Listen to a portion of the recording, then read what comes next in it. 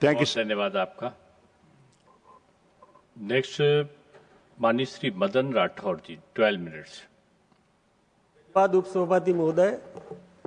मैं हमारे राजस्थान की एक बहुत बड़ी समस्या की ओर ध्यान आकर्षित करना चाहूँगा मंत्री जी का। वैसे तो खुशी इस बात की है कि मंत्री जी भी हमारे राजस्थान के ही हैं। तो हमारे एक मारवाड़ी में कहावत है कि मामा रो ब्याह न माँ पुरुषन वाली वह तो कहीं कसर रह सके, यानी मामा की शादी हो और माँ ही पुरस्कारी करने वाली हो तो कमी तो नहीं रहना चाहिए। वैसे हम बहुत पीड़ित हैं पंजाब से। पंजाब में हरीके बैराज पर जो वहाँ आसपास के कारखाने हैं, उन कारखानों का प्रदूषित पानी नहरों के माध्यम से राजस्थान में आ रहा है और राजस्थान की जनता उसको भुगत रही है। ये बहुत बड़ी समस्या है। मैं सोचता हूँ कि मंत्री जी इस पर गंभीरता से और विचार करेंगे। भारत सरकार और केंद्र के प्रदूषण नियंत्रण मंडल ने कई बार इस प्रकार के प्रयास भी किए। पंजाब सरकार को भी सावधान किया कि आपकी औद्योगिक इकाइयां और नगरीय प्राधिकरणों से जो प्रदूषित पानी निकलता है उसको ट्रीट करें और अपने उपयोग में ले, रिसाइकिल करें। लेकिन वो ऐसा नहीं करते। वो सीधा पानी वहां पर और मतलब रावी व्यास और वहां डाल देते हैं, सतलज जल हरीके बैराज के। और वो जो हम डाउन स्ट्रीम का पानी हमारे राजस्थान को मिलता है, सतलज नदी के पास में जितने भी शहर हैं, जितने भी कस्बे हैं और उन कस्बों में जो भी इंडस्ट्रीज लगी हुई है, औद्योगिक इकाइयां हैं, वो सीधे के सीधे नालों से होते हुए सतलज नदी में मिलाते हुए हरीके बैराज में आते हैं। और हरीके बैराज से आया हुआ जल राजस्थान फीडर, जिसे इंदिरा गांधी फीडर नाम दिया गया, और फिरोजपुर फीडर में छोड़ा जाता है। राजस्थान फीडर से विशेषकर राजस्थान को पानी मिलता है और फिरोजपुर फीडर का पानी पंजाब और राजस्थान की संयुक्त नहर है। फिरोजपुर फीडर से बीकानेर कैनाल के माध्यम से श्री गंगानगर और राजस्थान के जिले को जलापूर्ति होती है। वहाँ आपको पता होगा कि वहाँ एक जो पंजाब मेल ट्रेन चलती थी, उसका नाम ही कैंसर ट्रेन और लोग बोलते हैं, प्रचलित नाम ये हो गया है। हाँ, तो इतनी बड़ी समस्या वहाँ पर है और वो पानी यानी प्रदूषित पानी हमारे राजस्थान को भेजते हैं। और इसी कारण से राजस्थान में ये पानी हमारे कई जिले हैं जिनको प्रभावित करता हुआ जोधपुर और जैसलमेर तक जाता है। और वो पानी इतना प्रदूषित पानी है, कई बार इनको बताया गया, रोकथाम के लिए प्रदूषण नियंत्रण मंडल ने भी और इनको सावधान किया और 1974 की धारा 18(1)(ब) के तहत निर्देश भी जारी किए। और लेकिन पंजाब सरकार के कान पर जूं नहीं रेंगती, वो इस पर कोई कार्रवाई नहीं कर रहे हैं। इनको कई बार सावधान भी किया। बुद्धा नाला ईस्ट मेन और वो सतलज नदी और इनके माध्यम से जो एसटीपीज और सीटीपीज जो वहां पर बने हुए हैं, वो बिल्कुल नकारा है। किसी भी प्रकार का इफ्लुएंट पानी को ट्रीट करते ही नहीं है और सीधा इसमें गंगानगर, बीकानेर, चूरू, झुंझुनू, सीकर, नागौर, जोधपुर, बाड़मेर, ये सब और इसको भुगत रहे हैं। इसलिए मैं चाहूंगा कि मंत्री जी इस पर और अपना जवाब में कोई व्यवस्था कर सकें, पंजाब सरकार को बाध्य कर सकें, तो निश्चित रूप से इसका लाभ मिलेगा। एक मैं निवेदन करना चाहूंगा कि एक पेड़ ऐसा पनप रहा है इन दिनों जो दिन में भी कार्बन डाइऑक्साइड छोड़ता है, रात में भी कार्बन डाइऑक्साइड छोड़ता है। वो पेड़ एकदम से इतना मजबूती से जो ही लगाते ही कुछ ही दिनों में अपना पैरों पर खड़ा हो जाता है और बहुत बड़ा और वृक्ष बन जाता है। उस पेड़ पर प्रतिबंध लगाना चाहिए। ऐसा किस काम का वो पेड़? बहुत मोटा ताजा तो हो जाता है, हरियाली दिखती है, लेकिन कार्बन डाइऑक्साइड छोड़ता है। मैं सोचता हूँ मंत्री जी यदि इस पर ध्यान देंगे तो उस पर प्रतिबंध लगाया जा सके। कई प्रांतों में भी ये लग रहा है, राजस्थान में भी हमने प्रयास किया कि उस पर रोक लगाने का काम करें। पता एक जैसे भूजल गिरता जा रहा है, भूजल कॉर्निकॉपस कोई नाम है उसका। एक भूजल बढ़ाने के लिए मैं एक सुझाव देना चाहूंगा कि बाथरूम्स में आजकल पानी बहुत उपयोग में आता है। पहले कम उपयोग में आता था, आज तो यूरिन के लिए जाते हैं तब भी फ्लश चलाना पड़ता है, नहाने के लिए भी पानी गिरता है और वो पानी सब बह करके और नालियों के माध्यम से गंदगी फैलाता है। यदि इस पानी को भी जमींदोज किया जा सके जैसे कोई गटर का पानी जाता है जमीन में, इसी प्रकार से इस पानी को भी नालियों में कहीं पर और बोरिंग करके जमीन में डाला जा सके तो निश्चित रूप से इसका लाभ मिलेगा और भूजल स्तर ऊंचा आएगा। आजकल हम देखते हैं कि प्लास्टिक बहुत बड़ी मात्रा में और प्रदूषित मतलब गंदगी फैलाते हैं, रिसाइकल इसका होना चाहिए। अभी मैंने देखा यहाँ पर दिल्ली के अंदर प्लास्ट इंडिया एक प्रयोग हुआ था, वो उस प्लास्टिक का रीयूज करते हैं, उसे धागा तक बनता है। ऐसे गंदगी जितनी भी पड़ी रहती है, मैं सोचता हूँ कि हमारे मंत्री जी के इलाके में भी बहुत बड़ा प्लास्टिक और वो कचरा मैंने भी देखा था, मैं अलवर में गया था, वहां पर मैंने देखा था कि बहुत बड़ी मात्रा में वहां पर गंदगी थी। यदि प्लास्ट इंडिया को अपन प्रोत्साहित कर सकें, ऐसी इंडस्ट्रीज को पनपाने का काम कर सकें, तो निश्चित रूप से जितना भी कचरा है, हमारे गडकरी साहब भी कहते हैं कि इस कचरे से भी फ्यूल बनाया जा सकता है, इस कचरे का भी और उपयोग किया जा सकता है, तो इसका उपयोग करने के कारखाने और लगाने चाहिए, ये मैं आपसे निवेदन करना चाहूंगा। अब खेतों में कोई अनुपयोगी सामग्री है वो जलाता है, पलावा ऐसा ये जलाते हैं, उससे भी प्रदूषण फैलता है। ये वास्तव में उपयोगी हो सकता है, ऐसे कई प्रयोग भी हुए हैं कि इसका उपयोग करके और इसका भी और लाभ लिया जा सकता है, जनहित में उपयोग किया जा सकता है। तो मैं सोचता हूं कि इसके बारे में भी और हमको प्रयास करना चाहिए।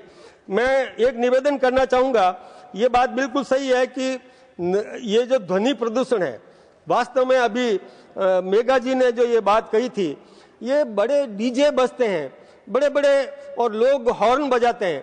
मुझे एक दृष्टांत याद आ रहा है, 25-30 साल पहले की बात है। जसवंत सिंह जी जसोल वो मंत्री थे और मेरे साथ मेरी गाड़ी में चले, तो मेरे ड्राइवर ने हॉर्न बजा दिया, तो उन्होंने तुरंत कहा कि क्या ये जताना चाहता है कि 17,000 की कार आ रही है, तू हट जा सामने से, हॉर्न मत बजाइए।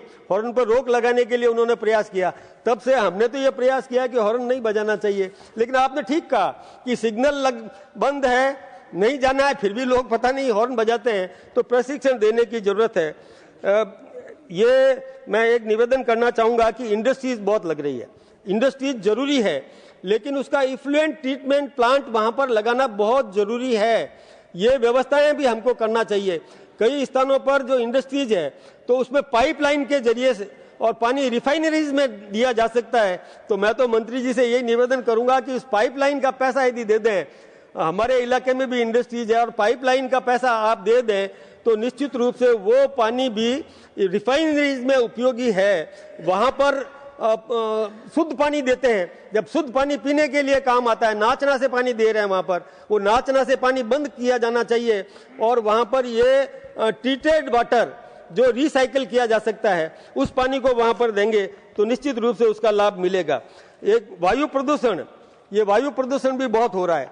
आज देखिए, ये हमारे विपक्ष के जो लोग हैं, आज जब प्रदूषण समस्या दिल्ली में सबसे ज्यादा है और ये घड़ियाली आंसू बहाते हैं, कभी कभी 0 आवर्स में भी विषय लेकर के आते हैं, कभी दूसरे, लेकिन आज जब गंभीर चिंतन हो रहा है, इसी विषय पर चर्चा करने का अवसर है, तो वो यहाँ से गायब है। दिल्ली में भी बहुत बड़ी समस्या है। हम आज यहाँ आते हैं दिल्ली में, हमारे परिवार को हम लेकर के नहीं आते, क्योंकि यहाँ लेकर के आएंगे तो निश्चित रूप से वो किसी न किसी रोग से पीड़ित हो जाएंगे।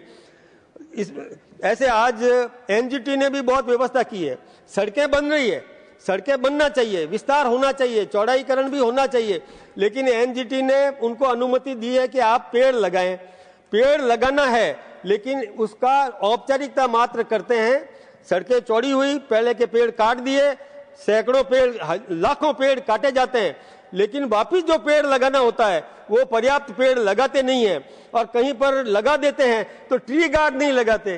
ट्री गार्ड के लिए एक औपचारिकता कर देते हैं, छोटा सा ढांचा बना करके खड़ा कर देते हैं बांस का, वो कैसे टिकेगा? तो ट्री गार्ड लगाना जरूरी है।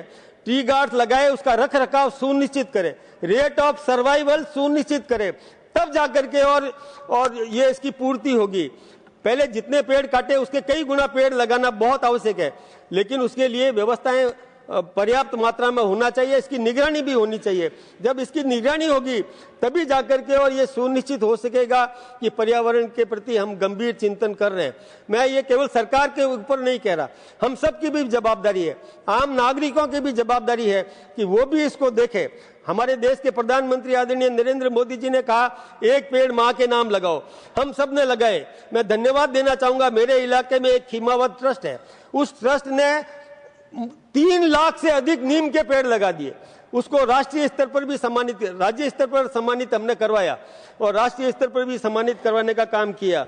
तो ऐसे ये पेड़ लगाने के लिए स्वयं प्रेरित एक जागृति ये पैदा करने की जरूरत है। एक मैं निवेदन करना चाहूंगा, मैंने पहले ये अपना मतलब यहाँ पर एक 0 आवर्स में मैंने रखा था कि जूली फ्लोरो को समाप्त किया जाना चाहिए।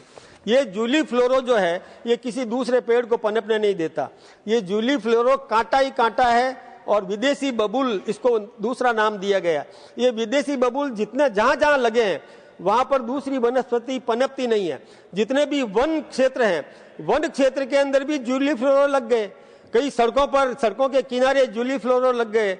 ऐसे कई और घास जहां उगाने का, जहां गोचर भूमि है वहां पर भी जूली फ्लोरो लग गया, तो वहां पर तो गाय जा ही नहीं सकती।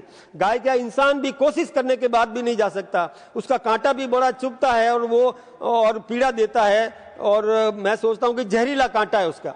तो जूली फ्लोरो को उन्मूलन करने के लिए और प्रावधान किए जाने चाहिए और आप ऐसी व्यवस्था कर सकते हैं। आपको इस प्रकार की व्यवस्था करना चाहिए कि जूली फ्लोरो समाप्त किया जा सके। एक मैं और निवेदन करना चाहूंगा कि जैसे भूजल और इसके बाद में भी गतिशील भूजल, राष्ट्रीय संकलन 2025 के अनुसार भारत में कुल वार्षिक भूजल पुनर्भरण 449 अरब घन मीटर बीसीएम आंका गया था, जिसमें 408 बीसीएम निष्कर्षण योग्य है। ये विचार करने की बात है, 2025 में वार्षिक भूजल निष्कर्षण 247 बीसीएम था, जो निष्कर्षण का राष्ट्रीय औसत 61% था।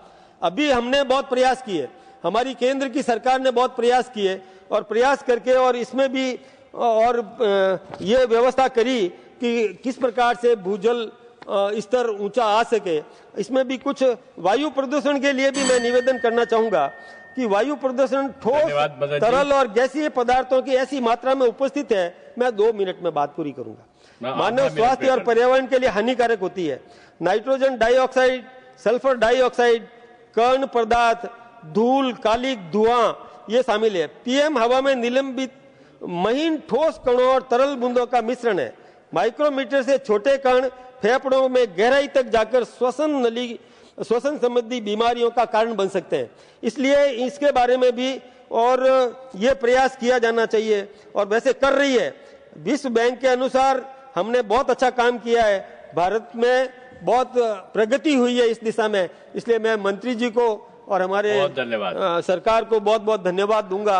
आपका भी बहुत बहुत धन्यवाद। समय में कटौती तो करनी थी, पहले मुझे बोला था कि आपको 20 मिनट बोलने देंगे। एक अनुरोध था कि आपने प्रारंभिक भाषण में कहा कि आपको पंजाब से आपत्ति है, तो मुझको लगता है पंजाब की सरकार की लापरवाही से आपत्ति होगी, तो उसको संशोधित करा देते हैं शब्द को। नेक्स्ट डॉक्टर एम धनपाल, आपका आशय वही था, इसलिए